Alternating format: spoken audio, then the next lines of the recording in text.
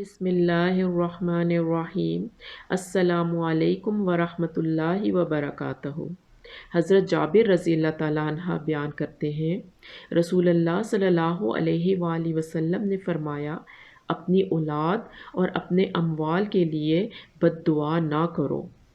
کہیں ایسا نہ ہو کہ تم کسی ایسی گھڑی میں اللہ سے دعا کر بیٹھو جس میں دعا قبول ہو جاتی ہے۔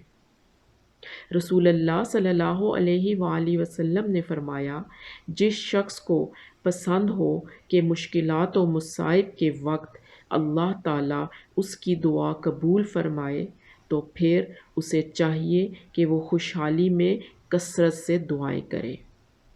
رسول اللہ صلی اللہ علیہ وآلہ وسلم نے فرمایا، جب تم میں سے کوئی دعا کرے تو یوں نہ کہے، اے اللہ اگر تو چاہے تو مجھے بخش دے، اگر تو چاہے تو مجھ پر رحم فرما، اگر تو چاہے تو مجھے رزق عطا فرما، بلکہ اسے چاہیے کہ وہ پورے عزم کے ساتھ دعا کرے، کیونکہ اللہ تعالیٰ جیسے چاہے کرتا ہے، اسے کوئی مجبور کرنے والا نہیں۔